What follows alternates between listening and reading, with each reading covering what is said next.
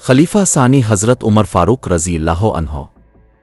تاریخ عالم نے ہزاروں جرنیل پیدا کیے، لیکن دنیا جہاں کے فاتحین سیدنا عمر فاروق رضی اللہ عنہ کے سامنے طفل مکتب لگتے ہیں، اور دنیا کے اہل انصاف سیدنا عمر فاروق رضی اللہ عنہ کی عدل پروری کو دیکھ کر جی کھول کر ان کی تعریف میں رطب اللسان ہے۔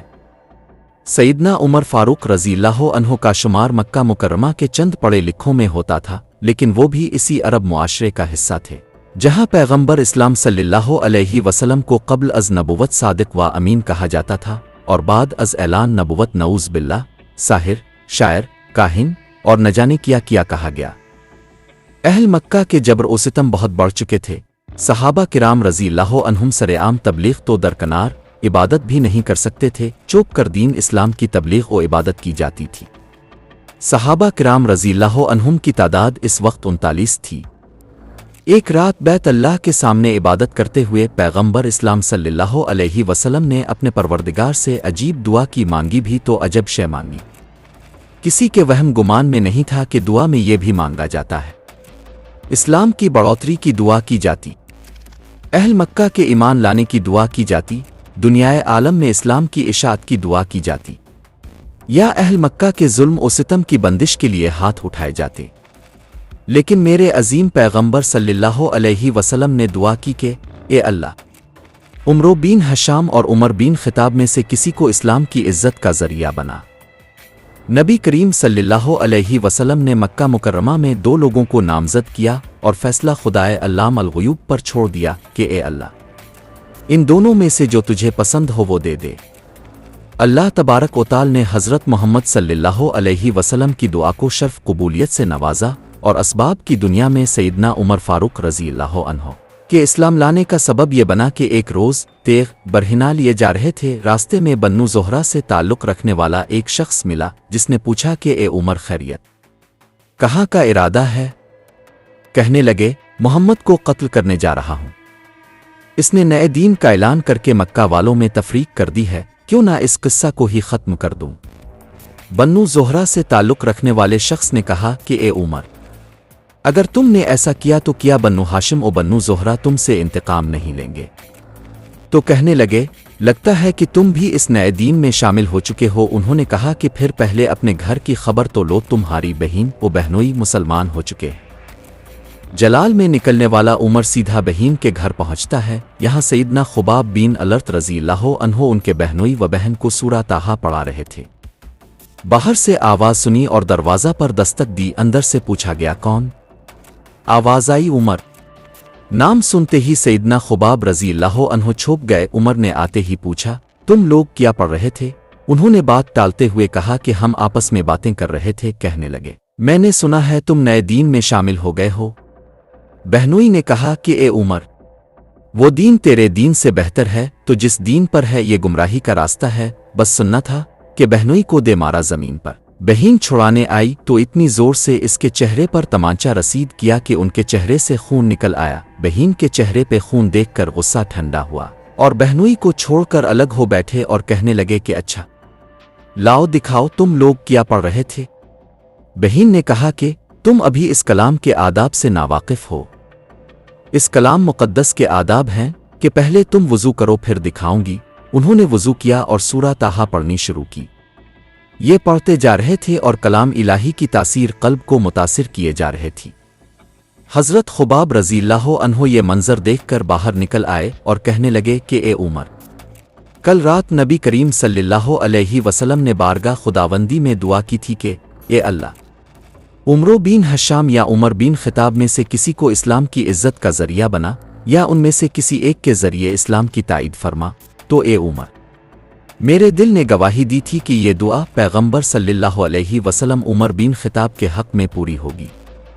اسی طرح کی ایک روایت سیدنا سعید بن مسیب رحمہ اللہ سے مروی ہے، وہ فرماتے ہیں کہ جب کبھی رسول اللہ صلی اللہ علیہ وسلم عمر بن خطاب یا ابو جہل کو دیکھتے تو رب العزت کے حضور دست دعا دراز کرتے ہوئے فرماتے، اے اللہ، ان دونوں میں سے جو تیرے نزدیک زیادہ پسندیدہ ہے، اسے اپنے دین کو قوت عطا فرما۔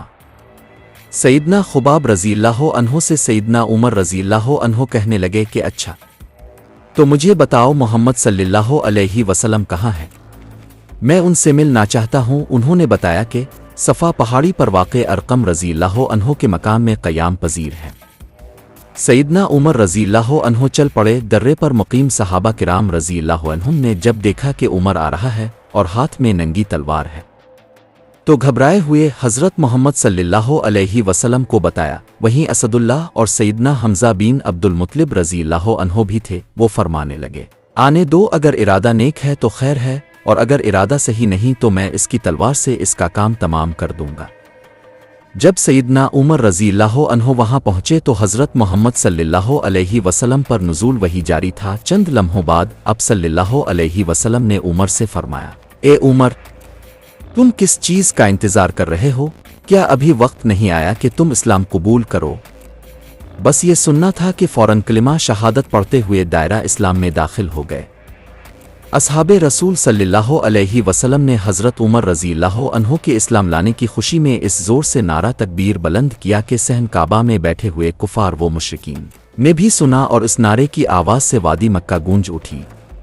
پھر نبی رؤوف و رحیم صلی اللہ علیہ وسلم نے سیدنا عمر رضی اللہ عنہ کے سینہ مبارک پر دست اقدس رکھا اور دعا فرمائی، یا اللہ، اس کے سینے میں جو کچھ میل کونچیل ہو وہ دور کر دے، اور اس کے بدلے ایمان سے اس کا سینہ بھر دے۔ قبول اسلام کے وقت بعض مورخین کے نزدیک اب کی عمر 30 سال تھی، اور بعض کہتے ہیں کہ عمر 26 سال تھی۔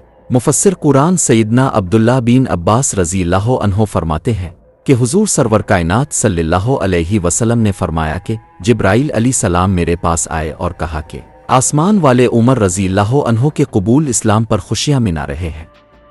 چند ہی لمحوں بعد سیدنا عمر رضی اللہ عنہ نے فرمایا کہ اے اللہ کے نبی، کیا ہم حق پر نہیں ہیں؟ اب صلی اللہ علیہ وسلم نے اس بات میں جواب دیا تو فرمانے لگے کہ پھر چھپ کر عبادت کیوں کریں؟ چلیے خانہ کعبہ میں چل کر عبادت کرتے ہیں۔ میں قربان جاؤں اپنے آقا صلی اللہ علیہ وسلم پر کہ انہوں نے ایسے ہی عمر رضی اللہ عنہ کو نہیں مانگا تھا، بلکہ دورس نگاہ نبوت دیکھ رہی تھی کہ اسلام کو عزت و شوکت عمر رضی اللہ عنہ کے آنے سے ہی نصیب ہوگی۔ حضور اکرم صلی اللہ علیہ وسلم نے صحابہ کرام عمر رضی اللہ عنہم کو 2 صفوں میں تقسیم کیا۔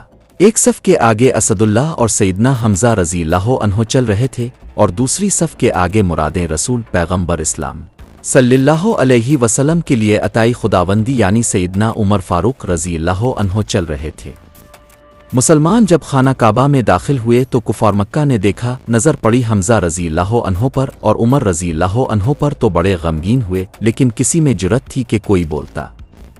اس دن سے مسلمانوں کے لیے تبلیغ دین میں آسانی پیدا ہوئی، اور یہی وہ دن تھا جب اللہ کے نبی پاک صلی اللہ علیہ وسلم نے فرمایا تھا کہ اللہ تعالیٰ نے سچ کو عمر رضی اللہ عنہ کے قلب و لسان پر جاری کر دیا، اور وہ فاروق ہے۔ اللہ تعالیٰ نے اس کے ذریعہ حق و باطل میں فرق کر دیا ہے۔